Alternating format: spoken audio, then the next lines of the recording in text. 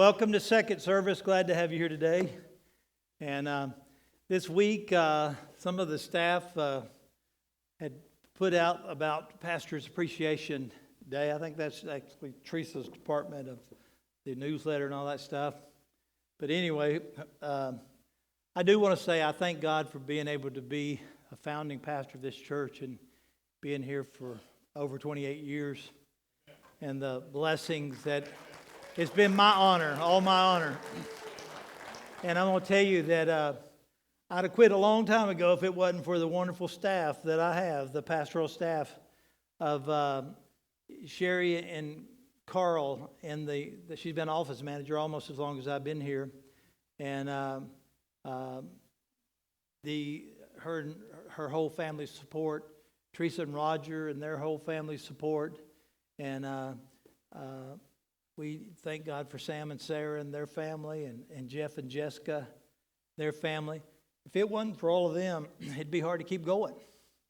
And back in 2010, we had a staff meeting, and I told them that I want to give them my 2020 vision. In 2020, I would be getting close to the age of retirement.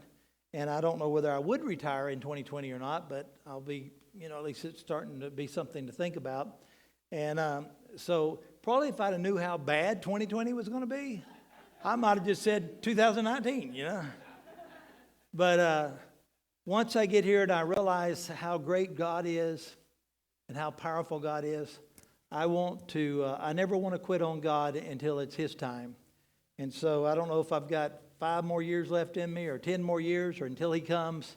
But I'm willing if He's willing and y'all are willing. But I definitely couldn't do it without this wonderful group around me, all you wonderful people here at Grace. We're in the book of Exodus now. We're talking about our deliverance, a journey through Exodus. And we're going to be talking about an unstoppable God. He's unstoppable.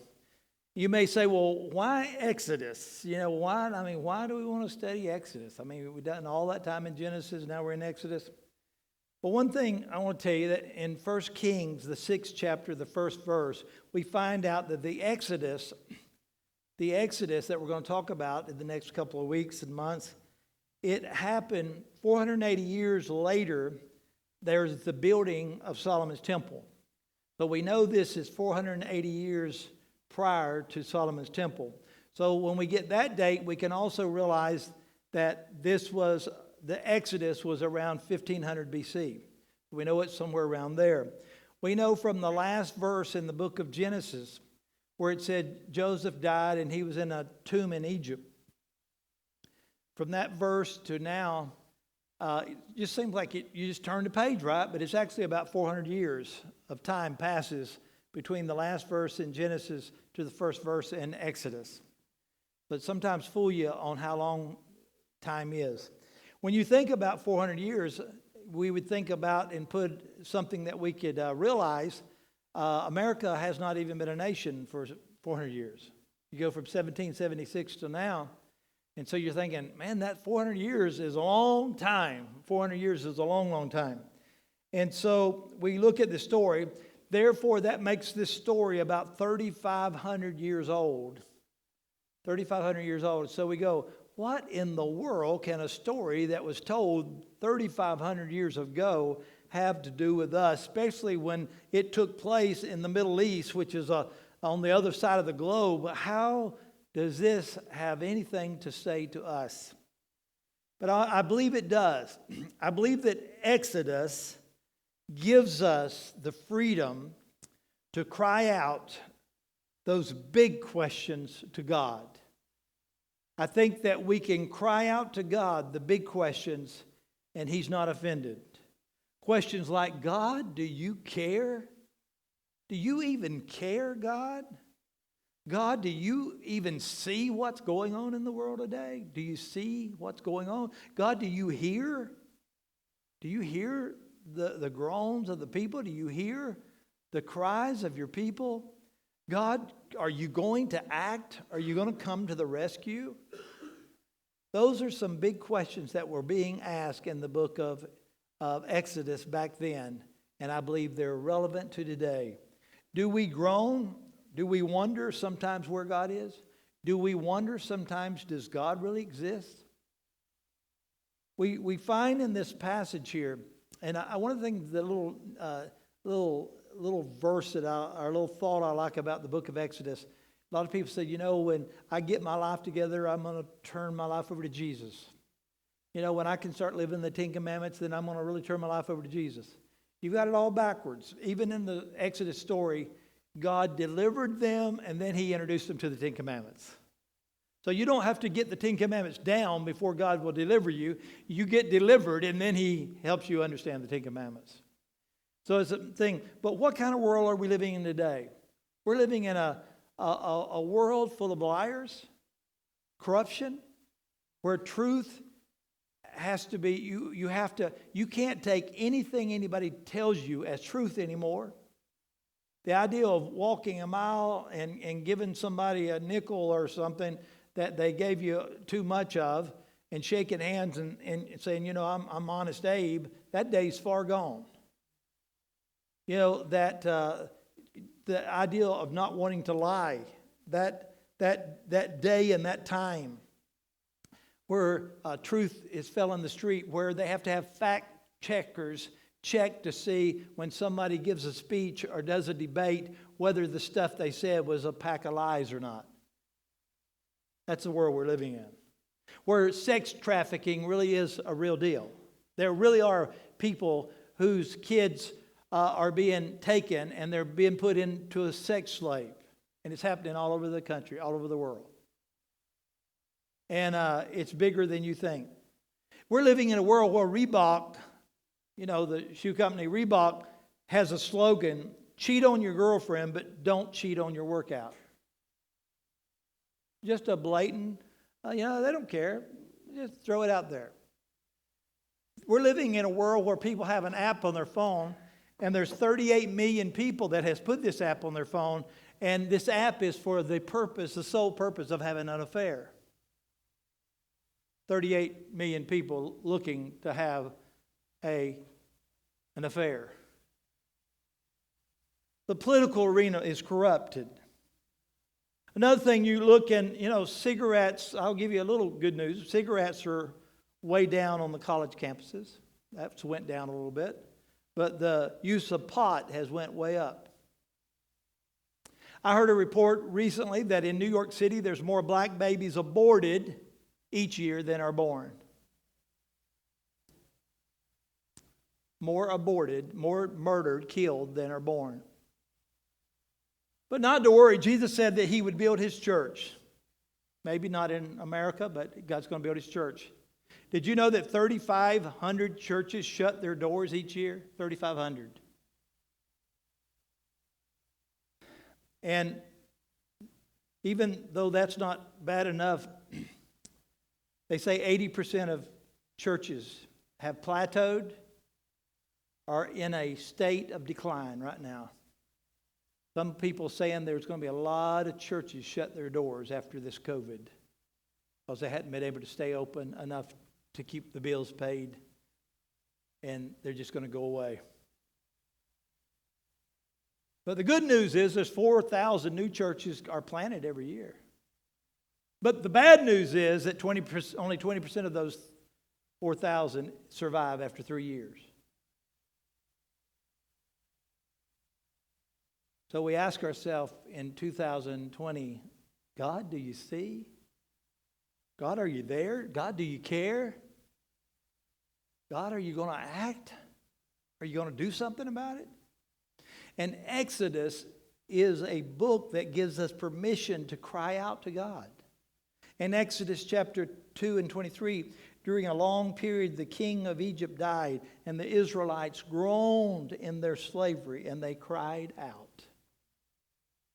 It's all right for the people to cry out and ask God the big questions. One of the things, like this story is like so old, but yet could this story mean more to us than possibly even meant to them? See, we find out in Galatians writing that Paul referred to something that happened in the Old Testament that had connection with the New Testament. He said some of the stories that you read about in the Old Testament are allegorical, and that these stories that are allegorical, they did really have people there. They were real live people. Things happened to them, but it had something to do with today. It was telling two stories.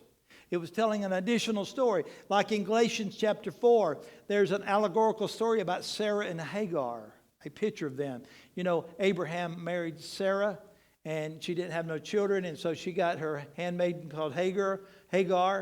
And Hagar had a son named Ishmael. And, you know, they tried to make him the promised son, but God said, no, I said I'm going to give a child by Abraham and Sarah. And so he's not the chosen son. And so we find that Paul refers to Hagar as someone that tried to work this under the law and under flesh, in the flesh. And you cannot please God in the flesh. And he says Sarah, she speaks of that is of grace and of the Spirit and of following God. And he said, so that happened was to show us something to come. And so you see, like, they're offering Isaac on the altar, and then God provided a lamb. You see these stories, and you start reading these stories of the Old Testament, and you go, man, that applies like to the New Testament. You see these stories, and these stories are telling multiple stories. And these stories apply to us. So what if Exodus is not just some old story? What if Exodus is a allegory to represent our slavery that we're in today? What if it represents the slavery today, and instead of Pharaoh, what's going on today, he's not even hiding behind some world leader's name or some, that we're now under the grips of a strong, powerful spirit of Satan who seeks to destroy us.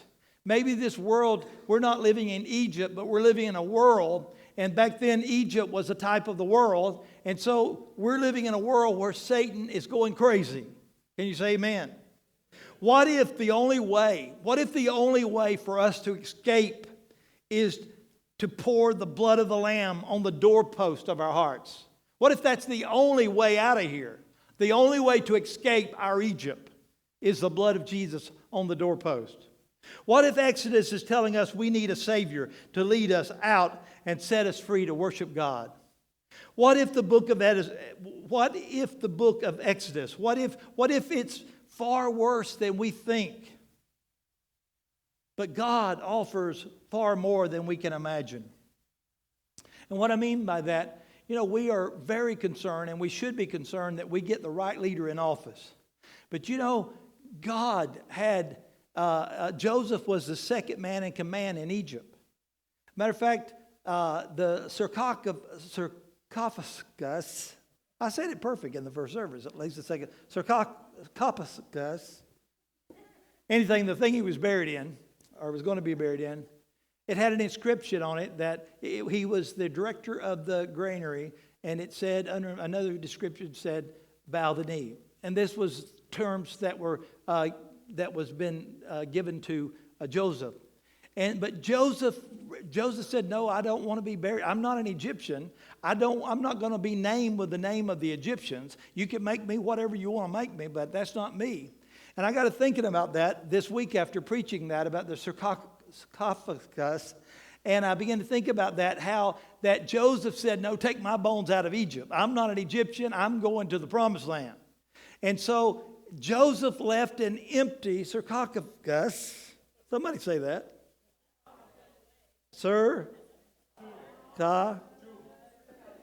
Tomb. He left an empty tomb. Let's go, Doug. He left it empty. There's another Joseph, Jesus. He left an empty tomb. He left an empty tomb. You see these stories, and there's a story within a story, and these old stories are telling us what's going to happen in the new stories. What if the book of Exodus seeks to tell us that if we're not careful, that this world is going to be far worse than we can imagine? You say, well, if I can get the right man in the right place. Joseph was the right man in the right place.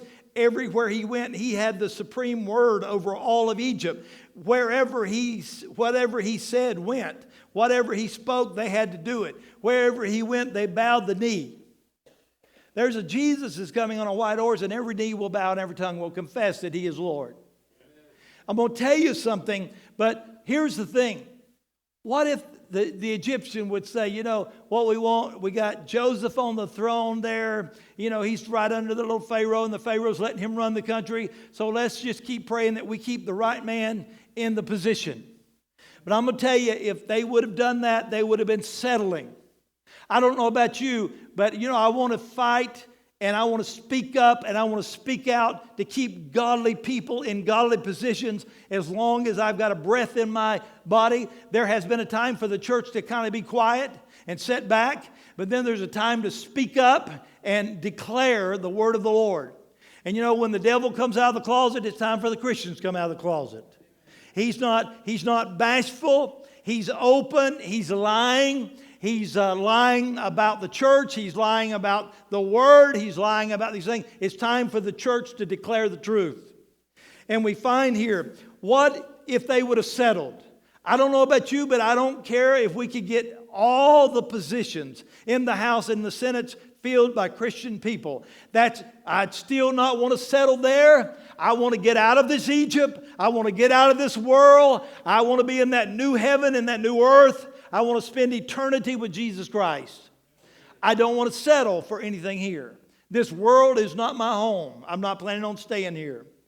But until then, we'll work as hard as we can to put the right people in the right office. But what if we would be settling if we accepted this world as our reward? I don't know about you, but this world is never going to be my reward. What if the book of Exodus is more about getting Egypt out of the people rather than getting his people out of Egypt? God wants to get the world out of us.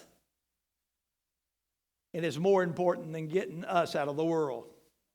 What if the book of Exodus seeks to challenge and confront the oft-stated wrongful notion that God simply exists to fill our emptiness, but instead that we exist only to worship him? What was the whole ordeal about them coming out of Egypt? The leaders that be, they said, you know, you're going to worship our gods. You'll find out later, you know, they said, we should have stayed in Egypt where we had the onions and leeks. They grew their gods in a garden. They grew their gods was leeks and onions. They wanted to go back to their garden, their gods in their gardens, instead of the true and living God. But anyway, they had to serve their God. But when Moses come, and we'll find he said, set my people free. What did they want to do? What was the main reason God wanted to get them out of Egypt? He wanted them to be able to go out in the desert and do what? Worship him. Worship him. What is the highest aim and what is the most important thing for a Christian to do? Worship God. There is no higher goal than to worship God. You can't take credit for your salvation. You can't take credit for your deliverance. You can't take credit for none of that. You might as well just worship God, because if you get out of here, it's because of God. He's unstoppable. And so we have been called to worship God. That's the chief aim of man. You go back to the book of Genesis, you find out that's what man was put here for, is to worship God. God doesn't set us free for freedom's sake, but he sets us free for worship's sake. Here is the question I want to ask. What is far worse than I laid out? You know, what if it's far worse? Exodus is a story of redemption. And I like that part. And we're going to see a lot of stories in the book of Exodus about our redemption that eventually comes through Jesus Christ. But it's about redemption. It's also about freedom. It's also about restoration. What do we need to be restored from? From all the stuff that God said he was going to do for us in the garden, but we sinned against God through Adam. And because of that, a lot of the things that God has planned for us needs to be restored. He's going to restore us back. There's going to be a seed of a woman that's going to bruise Satan's head. And God one day is going to rule and reign. We're going to rule and reign with him for 1,000 years. And then he's going to make a new heaven and a new earth. And we'll forever be with the Lord. So here's the thing. This story, I want to tell you some stuff about this unstoppable God and his amazing story. One thing, this story is a story of continuance, And the reason I say that, if you go to Exodus 1, in most of your Bibles, it reads, "These are the names." Actually, though, if you were looking in a Hebrew Bible, it would read vos. The first word there would be vos, which is absent from this. And it starts out, "And these are the names." And they'll tell you in school, you don't start a sentence out with "and." You do if this is not the beginning. This is a continuation. We ended in a tomb in Egypt, but God said it ain't over yet. Here's where we're at. And we get through with Genesis. Abraham's dead. Isaac is dead. Jacob is dead. We find out here a little bit later, that generation is dead. Guess what? God's not dead. God's not dead.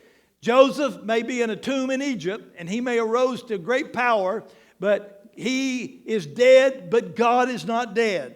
And so here is the continuing. "And these." And he says in Exodus there, "And these are the names of the sons of Israel." Who is Israel? That's Jacob. His name was changed to Israel. He had 12 sons. He who went to Egypt with Jacob and with his family, Reuben and Simeon and Levi and Judah, Issachar, Zebulun, Benjamin, Dan and Naphtali, Gad and Asher.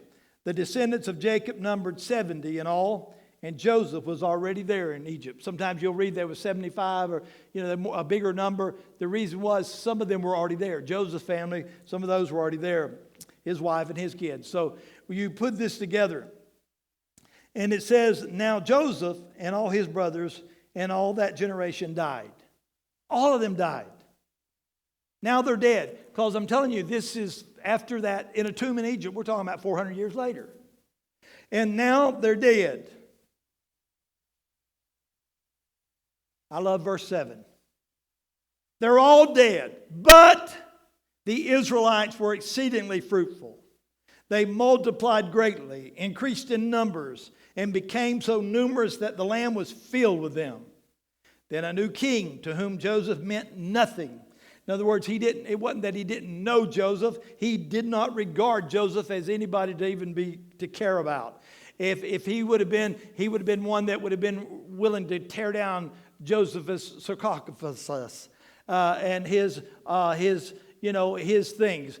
Some people come and statues that meant one thing to one generation, another generation rises up, and that don't mean nothing to them. They're ready to paint over it and tear it down because it means nothing to them. That's what this is talking about. A new king came on the scene, and Joseph and all that he did, it didn't mean anything to him. And he had no regard for him. And it came, this new king came to power, whom meant nothing, came to power in Egypt. "Look," he said to the people of the Israelites, "have become far too numerous for us. Come, we must deal shrewdly with them, or they will become even more numerous. And if war breaks out, we'll join our enemies and fight against us and leave the country." And so we find here that in this story, this is a continuation. So whatever God promised in Genesis, it may not have been fulfilled in their lifetime. It may not have been fulfilled in Abraham's lifetime or Isaac's lifetime or Jacob, which is now Israel, but it's going to be fulfilled because God, not one jot or tittle, not one word of God will return void. God will do what He says He will do. He will accomplish what He said He's going to accomplish. And, when you look at this story, God had already started a story with a people. He said He had a people. And God told Abraham, He said, "I have made you the father of a great nation." Now, I want you to know, when you read that in Genesis, it is spoken in the present tense. God said, "I have made you the father of a great nation." And at that time, God was talking to an old man that was past bearing children. And He's telling this old man that's past bearing children, He said that you are the father of a great nation. And, by the way, he was married, so that's a plus, but his wife was old and barren.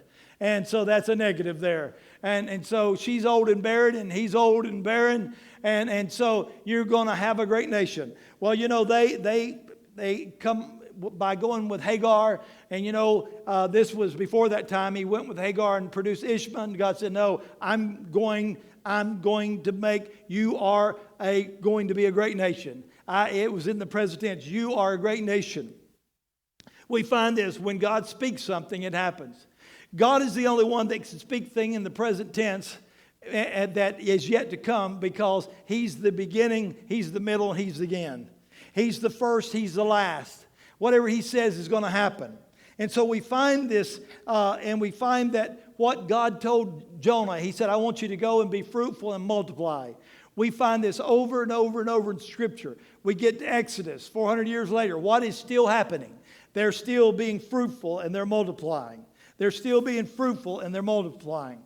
And so, when you think about this, that now this nation of people were about 2 to 3 million strong. And verse 7, we find that the blessings of Abraham are also the blessings of Adam and Eve. We look now at verses 8 through 11. Then the new king, to whom Joseph meant nothing. We talked about that there, that he didn't regard them. And we find that he arose. And he said there's too many people. And Pharaoh arises, and yet this Pharaoh is going to die by the end of the second chapter. And so there's going to be another Pharaoh. The next Pharaoh is the one that we read about most through the book of Exodus. But here's the thing. Sometimes they can be a worldly leader that's very corrupt and evil, and they die. And you go, oh, praise God, it's all over. And then you find that the next leader is worse. The next leader is worse. Because there's a spirit in this world. If one man ends, somebody will just pick up the mantle and go and keep spreading the evil deeds. We got to realize that we're not fighting flesh and blood, but spiritual wickedness in high places. Where one man falls, another will rise up and carry the evil on. We're seeing it all the way from Genesis all the way to now. We're finding that things are increasing. We're finding that the serpent in the garden is fixing to be the dragon in the book of Revelation.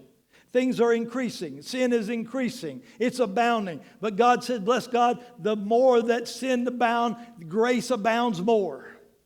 Can you thank the Lord for that? No matter how much the devil brings on, God will supersede it because He's unstoppable. He's unstoppable. And so we find this, that all that they do, we find in chapter 2 that they oppose the people. They do all these things. They put the slave masters over them. They oppress them with force and labor. They built Pithon and Ramses as store cities for the Pharisees. But the more they were oppressed, the more they multitude and spread. So the Egyptians came to dread the Israelites and worked them ruthlessly. They made their lives bitter and harsh labor in brick and mortar with all kinds of work in the fields. And in their harsh labor, the Egyptian worked ruthlessly. The king of Egypt said to the Hebrew midwives, whose name was Shaphat and Puah, when you are helping the Hebrew women during childbirth onto the delivery stool, if you see that the baby is a boy, kill him. But if it's a girl, let her live. We see this story that is taking place here. And God, the more they oppress God's people, the more they multiply. How many knows that the devil's turning up his, he's mad, he knows his time is short, he's just amplifying everything. He's getting madder and madder. But I'm telling you, the more he does, the more God does. He made them work harder. He said, we're going to kill all the babies. If you see, as these midwives would come, if you see a baby and it's a boy, we want you to kill him. But the Bible says, but, I love that, but there again, verse 17, but the midwives feared God. Here's a pattern that begins in the book of Genesis and continues not just in the Exodus story, but continues all the way through now. Joseph dies, but they multiply. They are afflicted and they're put through slavery, and yet they multiply. They are put through genocide and ordered, but they multiplied. But God's not done. Look at verses 18 through 21. 18 through 21, we see God still working. And it says, but he said, if there's any girls, you can let them live. And they did not what the king of Egypt had told them to do. They let the boys live. Then the king of Egypt summoned them. He didn't like that. He summoned them. And the midwives asked the midwives, why have you done this? Why have you let the boys live? The midwives answered Pharaoh, the Hebrew women, in other words, what they did, they lied. The Hebrew women are not like the Egyptian women. They're vigorous. And they give birth before the midwives even arrive. It's like they were working in the field and plop, comes out a baby. Hey, there he goes, baby. But that's not totally true. They were keeping those babies alive. When the Hebrews, they did not fear the king, and they were not going to kill no babies. It's amazing all the way through the scriptures, you will find the enemy hating and killing babies. They hate and kill babies. Even in Jesus' time, they hated and killed babies. You can find false religion. They offered babies as sacrifices. He hates babies. He hates any seed that's coming forth because the devil is shaking in his boots because he knows he's fixing to be bruised. He's fixing to be locked up for 1,000-year reign of God Almighty. You see, no matter what the enemy, it's like a chessboard. Every time he moved here, God moved here. Every time he moved here, God moved here. Every time he moved there, God moved there. I'm telling you, God is in control. And so they feared God. And it said that here's what God did for them.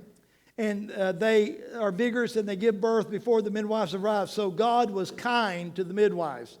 And the people increased and became even more numerous. So no matter what they did, they tried to tell the midwives, if you let these babies, something's going to happen. They didn't fear the king. They let the babies come anyway.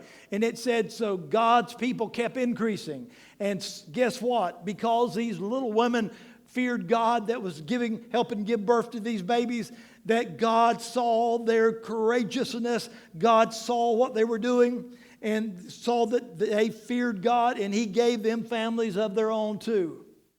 You can't beat God. And so Pharaoh gave this order that all people, everywhere, every Hebrew boy that was born, you must throw him in the Nile River, but let every girl live. So we see this story, this pattern begin. Joseph dies, they multiply. They're afflicted in slavery, they multiply. Genocide is ordered, but they multiply. They lied, these midwives. But here's the elephant in the room that sometimes we focus on more than anything. The elephant in the room is God's name is not mentioned in this whole first chapter. The elephant in the room is God's people is in slavery. The elephant in the room is their affliction. They're being dealt with horrific the way they're being dealt with. They live under the rule of corruption. The government wants them dead. He wants to destroy their boys, their baby boys. And yet we look and God is silent. God is, but is God silent? Is He silent? I don't believe He's silent because God is everywhere in every verse of that passage. Do you wonder sometimes, does God care? Abraham's promise is our promise too. We start with that story, and that story is a part of us. It said, kill all the Hebrew baby boys in the Nile. I'm going to tell you something. God is working even when we don't see Him working. God is working even when we don't hear Him. God is working even when we don't see Him. God is working. And it brings me here. I want to read this second chapter 1 through 10. Now a man of the tribe of Levi, I want you to remember that, Levi, married a Levite woman. And she became pregnant and gave birth to a son. When she saw that he was a fine child, she hid him for 3 months. We find this, she hid him for 3 months, but when she could hide him no longer, she got a papyrus basket for him, and she coated it with tar and pitch. Then she placed the child in it and put it among the reeds along the bank of the Nile. Her sister, which is Moses' sister, stood at a distance to see what was going to happen to him. But the Pharaoh's daughter went down to the Nile to bathe, and her attendants were walking along the riverbank. She saw a basket among the reeds and sent her female slave to get it. She opened and saw the baby. He was crying, and she felt sorry for him. "This is one of the Hebrew babies," she said. And his sister asked Pharaoh's daughter, "Shall I go and get one of the Hebrew women to nurse the baby for you?" She said, "Yes, go." She answered, so the girl went and got the baby's mother. Pharaoh's daughter said to her, "Take this baby and nurse him for me, and I will pay you." So the woman took the baby and nursed him. And when the child grew older, she took him to Pharaoh's daughter and became her son. She named him Moses, saying, "I drew him out of the water." I want you to see something. The next thing, not only is we find that God, his story has a continuance, his story has a providence. God is the provision for his story. God's providence, God's name is not mentioned once. Now we went through the whole first chapter. His name is not mentioned once. Now we went through chapter 2, 1 through 10, and God's name is still not mentioned. But we also see that God's provision is seen in the mother that chose to obey God over man by keeping her own baby. Can you thank God for that mother? She chose to keep her own baby. That's God's provision. God's provision is seen in the mother placing Moses in the Nile. Technically, she was doing what the Pharaoh wanted. Throw your baby in the Nile. So she put her baby in the Nile. She just put him in a basket in the Nile. Technicality there. But God's provision then is that she did that. It was God's provision that Moses' sister was standing by to see what was going to take place. It was God's provision seen in Pharaoh's compassionate daughter drawing him out of the water. It was God's provision is seen as Moses' sister taking the baby to be nursed by his own mother. Can you imagine this? His mother got paid to nurse her own son. Can you say, "Praise the Lord"? Sounds like the story of the Burr Rabbit, right?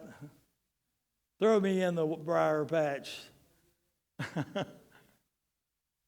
She names him Moses, which means drawed out. She named him Moses. Means he's drawed out of the water. In these first 10 verses, God's name does not surface once, but his provision is in every line of the story. We see his provision in the birth to a man and woman from the house of Levi. Why is it important? It's important because the Levitical priesthood make Moses a priest. If you're not convinced yet, I want you to hear this. I read verse 3 to you. The baby was placed in a basket. The word for basket there is tabah. That word has already been used 26 other times in the scripture, in Genesis, in the Old Testament. 2 times here in Exodus. But it's used 26 times in Genesis chapter 6 through 8. We read of an ark. The ark, a tobai covered with pitch, placed in the water, saving God's people from death. When Noah built the ark, that word ark was the word tobai. They took and they built that ark and they put pitch inside to keep the Egypt and the deadly water out. And it was the salvation of God's chosen people. And so we find now there is, that's all past. Hundreds of years have passed. And now there's the need that God lead his people out of Egypt's bondage, out of the world's bondage. And so there's a leader, and if the enemy has his way, he's going to destroy this leader in the Nile. But there's a mother that feared God. And the mother said, "I'm not going to let my baby die." And that mother took that baby and put it in a basket. She made the basket and she formed pitch in it where no water could get in. She put her baby in there and let the baby float down the Nile. And that was a little ark for Jesus. That was a little ark for Moses. We see that the ark is a cover. It was placed in water for the saving of the people from death. Here's the thing I want you to remember. It has always been God's pattern to save his people from that brings them death. Is it by chance that one that will lead the Exodus through the Red Sea water will be named Moses, which means drawn out of water? I don't think it's happenstance. I don't think it's a coincidence that his name would be named Moses, the one that draws out of water, that will bring all of Israel through the water to save his people. This leader named Moses, drawn out of water, he's fixing to draw all those people out of Egypt. He's going to take them through the water, the Red Sea, and he's going to take them over to, eventually to the Promised Land. This is not by happenstance. This is a story within a story. This is God telling us something here. Could it be that he is showing us God always makes a way of escape? Could it be that this way of escape, it always comes by the way of a priest, a high priest? And that high priest is Jesus himself, who leads us on to a better exodus, leads us from the more horrific, tyrannical leader than even Pharaoh, Satan himself. What does a priest do? What does a priest do in the Bible? It serves as a conduit. They are a go-between. A priest brings God to the people and the people to God. What was the role that Moses was called on to play in the Scriptures? As we will see next week, Moses has a one-on-one with God. He's talking directly to God. And he asks God, "Who will I say has sent me?" And the answer of God to Moses is to tell them that I am has sent you. In other words, he's going to introduce those people to Yahweh. He said, "Go tell them that I am has sent you," and bring Yahweh to them. And what is the role of Moses? You are to lead my people out to me. He's to lead them out to him, out in the wilderness there. Why? Why is he leading them out in the wilderness? That they might worship God. That's what the priest is supposed to do. He leads them out to worship God. We find, what does Jesus, our high priest, do? In John chapter 1, he brings God's people to God. And Jesus came to bring God's people to God. And so he brings us to God and God to us. If you've seen Jesus, he said, you've seen the Father. Could it be that these 10 verses refer to this? How does Jesus take us from slavery to freedom? We go down in the water and we come up in a newness of life. Not freedom just for freedom's sake, but freedom for us to worship God Almighty. It's a powerful story. There's a story within a story. We look at chapter 2 and 11 now. One day after Moses had grown up, he went out where his own people were and watched them in their hard labor. He saw the Egyptian beating a Hebrew, one of his own people. Looking this way and that, seeing no one, he killed the Egyptian and hid him in the sand. The next day he went out and saw 2 Hebrews fighting. He asked one in the wrong, he said, "Why are you hitting your fellow Hebrew?" The man said, "Who made you ruler and judge over us? Are you thinking of killing me as you killed the Egyptian?" And Moses was afraid and thought, "What I did must have become known." When Pharaoh heard of this, he tried to kill Moses. But Moses fled from Pharaoh and went to live in Midian, where he sat down by a well. Now a priest of the Midian had 7 daughters, and they came to draw water and fill the troughs to water their father's flock. Some shepherds came along and drove them away. But Moses got up and came to their rescue, and they watered their flock. When the girls returned to Reuel, their father, he asked them, "Why have you returned so early?" They answered, "An Egyptian rescued us from the shepherds, and even drew water for us and watered the flock." And they said, "Well, where is he?" Reuel asked his daughters, "Why did you leave him? Invite him to have something to eat." Moses agreed to stay with the man, and he gave him his daughter Zipporah to Moses in marriage. Zipporah gave birth to a son, Moses named him Grisham, saying, "I have become a foreigner in a foreign land."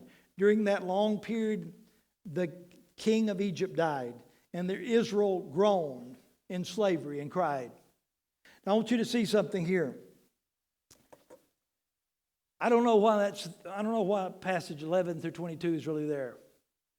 Is it to tell us that God uses corrupt people, evil people, murderers? Moses ended up murdering somebody. David ended up having somebody murdered. Well, I guess if God's going to use anybody, He's going to use sinful people because we're all sinful. We've all sinned and come short of the glory of God. So maybe that's telling us that. Maybe he's telling us that, giving Moses a feeling that they're going to reject you, Moses. Like, who are you to tell us what to do? Who are you to be our judge? Maybe that's what he's telling us. But I don't know. I just kind of lean on the fact that, is there a wrong time to do the right thing? I believe there is. I believe there's times when we need to stay quiet. I think there's times to stand up.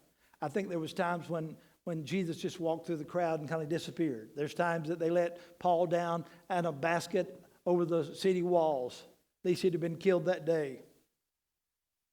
I believe, though, what he's telling us, there is a right timing.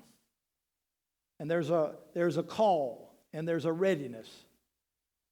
I've seen people that, they served in a church and they wanted to be the head leader so bad that they jumped at the chance too soon.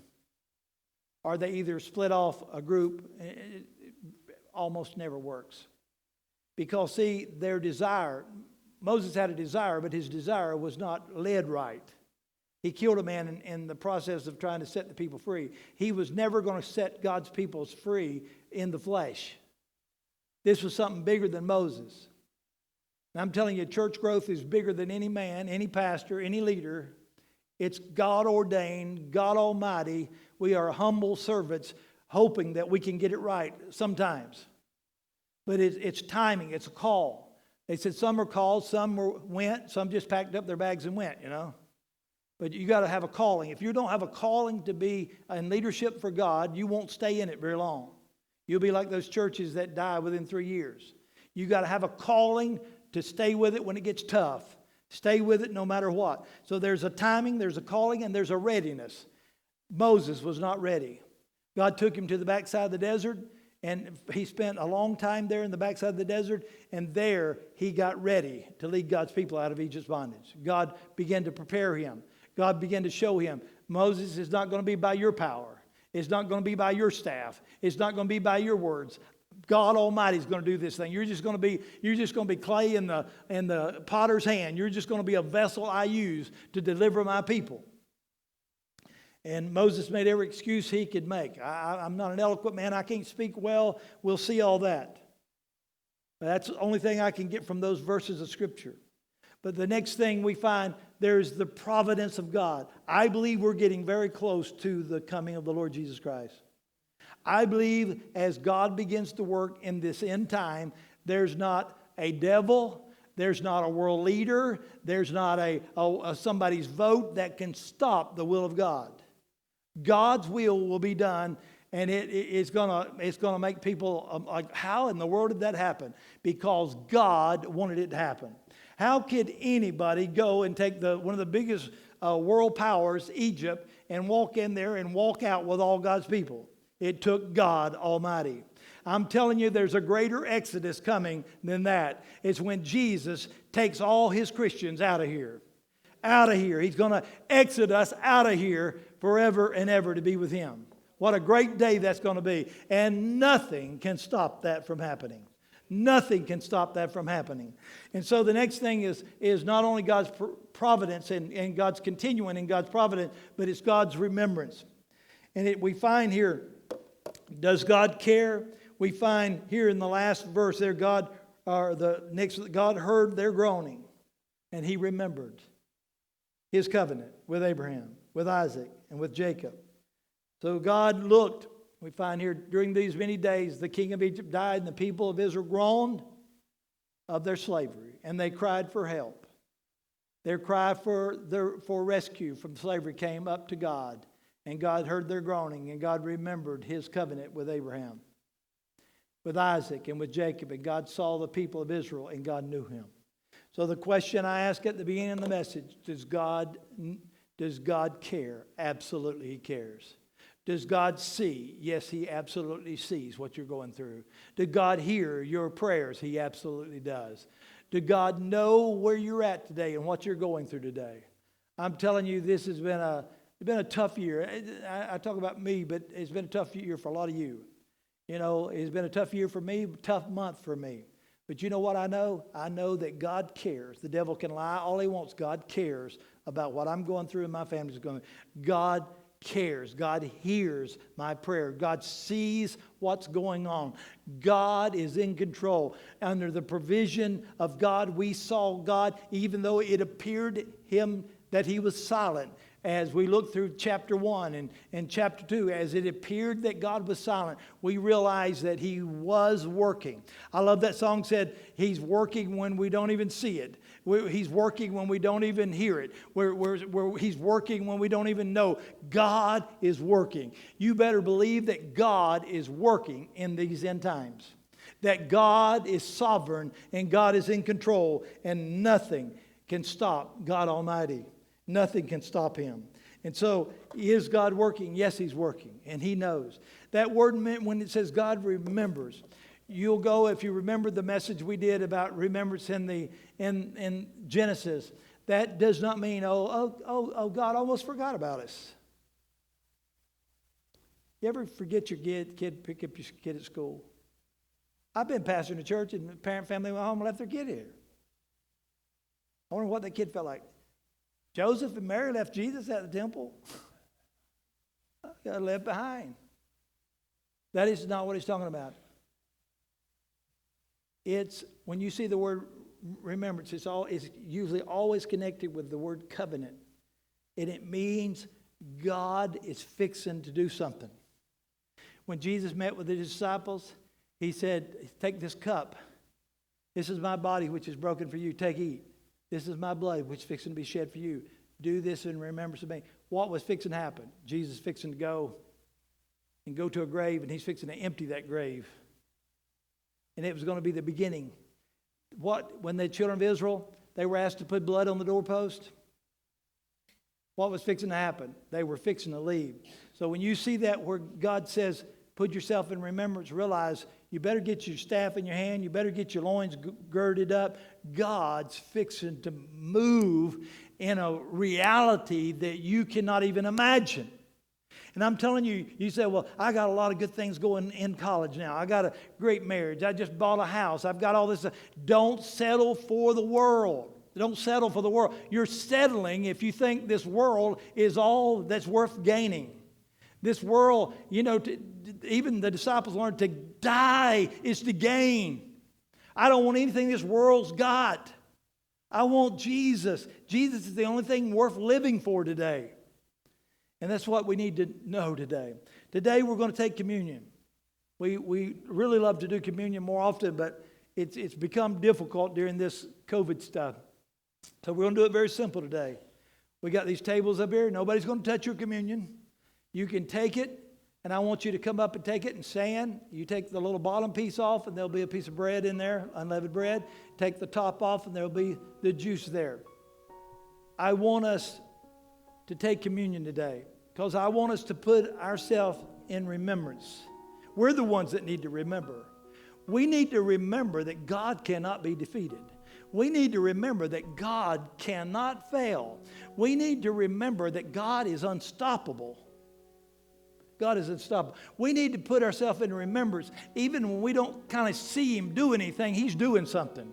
We need to put ourselves in remembrance that when we can't hear him, and it sounds like he's a million miles away, we need to know that he hears us, and he knows what we're going through. We need to know that his blood, just like they put the blood on the doorpost, the death angel passed over. The devil's power is our fear over death. But the disciples, they got over that fear. They realized to be absent from the body is to be present with the Lord. I want us to stand at this time. And I want you to come up and we'll start on this side and over this side. I want you to come if you'd like to take communion. This is open to everyone. Maybe your first time here. I want you to come grab a cup and just stand. You stay standing up near the front. Just kind of stay out of people's way. This is not like step 1, step 2 to get you to do anything else.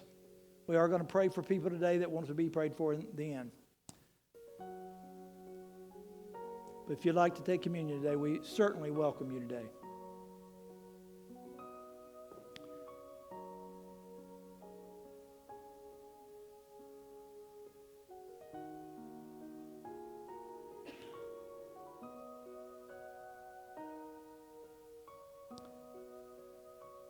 there be anybody that physically can't come, if you don't have somebody to pick it up for you, raise your hand and we'll bring it to you.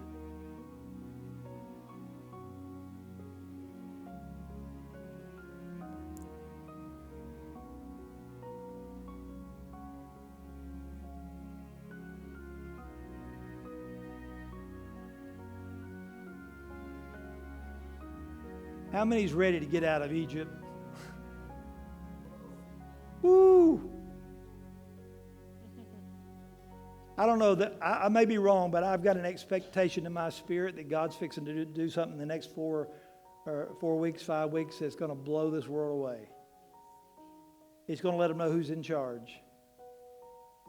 The world ain't going to like it. The devil ain't going to like it. Do we care what the devil thinks? If I cared any less, I wouldn't care at all. I want you to hold this piece of bread up. Jesus held it up before the disciples. He said, "This is my body, which is broken for you." In other words, fixing to be beaten and striped. And he said, "By my stripes you're healed." If you need healing today, I've seen people healed during the communion service. If you need healing, raise your hand. Let this be your healing today. I want you to pray for my mom's back in the hospital. My wife's home today. Didn't feel like she could come. I believe that he is our healer. He said, "Take, eat, do this in remembrance of me."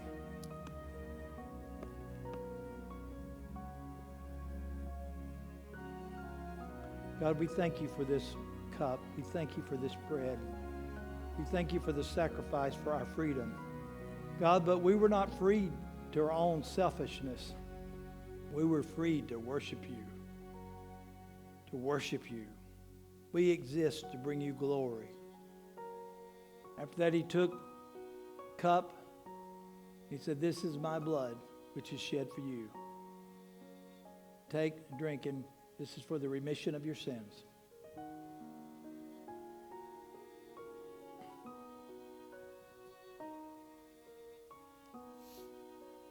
Jesus talks about our heart being the door. He stands at the door and knocks. If you'll open your door of your heart to him, if you'll put the blood on the door, God will come into you and God will bless you. Now, we're going to find that he leads them out of Egypt, and the sole purpose is to worship him. We're going to end worshiping God. I want all of you to worship by singing this song.